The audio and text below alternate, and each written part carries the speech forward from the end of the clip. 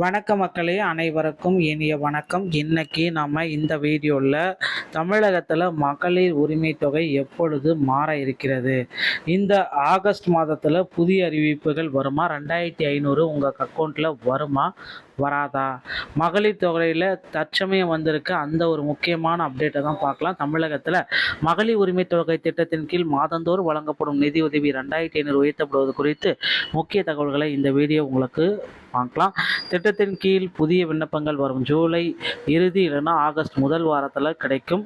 தகுதியுள்ள பயனாளர்களை கண்டறிந்து பணிகள் தீவிரப்படுத்தப்பட்டுள்ள. குறிப்பாக ஆண்டு வருமானம் 2 லட்சத்திற்கு மேல் உள்ளவர்கள், 4 சக்கர வாகன உரிமையாளர்கள், அதிக மின்சாரம் பயன்படுத்துவர்கள் இந்த திட்டத்திலிருந்து நீக்கப்பட வாய்ப்புகள் இருக்கு. எனவே இந்த தொகையை பெற்று வந்தவர்களில் சுமார் 13 லட்சம் பேர் தகுதி நீக்கம் செய்யப்படலாம் என அதிர்ச்சி தகவலும் இடம்பெற்றுள்ளது. இந்த மாதம் வழக்கம் போல 1000 ரூபாய் மட்டுமே வங்கி கணக்கில் செலுத்தப்படும் என்றும் அடுத்த மாதங்களில் ஆகஸ்ட் 15ஆம் தேதி முதல் அமலுக்கு வரும் அப்படின்றது எதிர்பார்க்கப்படுகிறது. தகுதியிருந்தும் நிதி கிடைக்காதவர்கள் உரிய ஆவணங்களுடன் மறு விண்ணப்பம் செய்ய வழிவகையும் செஞ்சிருக்காங்க.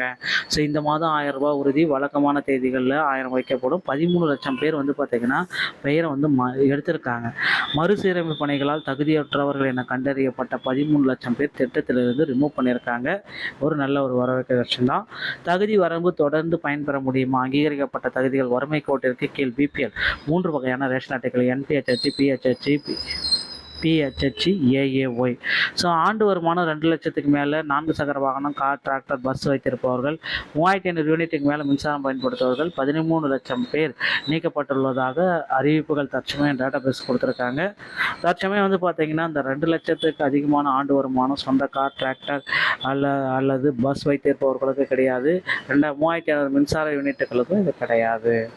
பணம் வராதவங்க தயவுசெய்து மேல்முறையீடு ஸ்டார்ட் பண்ணுங்கள். 15ஆம் தேதி நீங்கள் சரிபார்க்க. நீங்கள் தகுதி உடையவராக இருந்தோம் உங்கள் அக்கௌண்ட்டில் பணம் வரல அப்படின்னா 15ஆம் தேதி என்கிற உங்கள் வங்கி கணக்கில் உறுதிப்படுத்தி செக் பண்ணிக்கோங்க. தாலுகா அலுவலகம் செல்லுங்கள். நேரடியாக அலுவலகத்துக்கு சென்று நிராகரிக்கப்பட்டதற்கான காரணத்தை அதிகாரிடம் கேட்டுக்கோங்க. ஆதாரத்துடன் மீண்டும் விண்ணப்பிக்க ஸ்டார்ட் பண்ணிக்கோங்க. தவறாக விண்ணப்பட்டிருந்தால் சரியான வருமானம் அல்லது மின்சார ஆதார ஆவணங்களை சமர்ப்பித்து ரீஎன்ட்ரி விண்ணப்பிக்கலாம் அப்படின்ற மாதிரி தகவல்கள் வந்திருக்கு.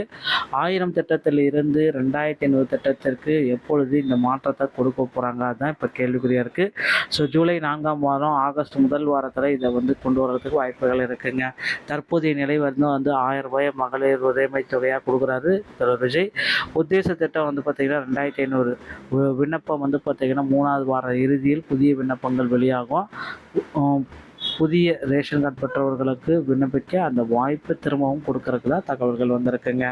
ஸோ புதிய விண்ணப்பம் எப்படி பெறப்படும், எப்படியெல்லாம் நீங்கள் மோசடிகளை தவிர்க்கவும் பார்த்தீங்கன்னா ஆன்லைன் விண்ணப்பம் கிடையாது. அதிகாரிகள் நேரடியாக வீடு தேடி வருவார்கள்.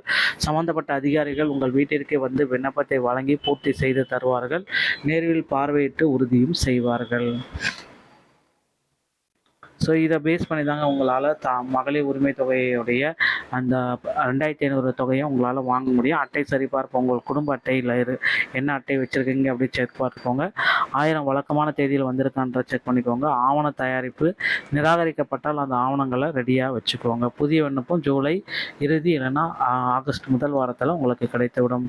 இந்த மாதிரி வீடியோ உங்களுக்கு பிடிச்சிருந்தால் நீங்கள் நம்முடைய சேனலோடு இணைந்திருங்கள். மீண்டும் ஒரு நல்ல தகவலோடு நான் உங்களை சந்திக்கிறேன். நன்றி, வணக்கம். Thank you.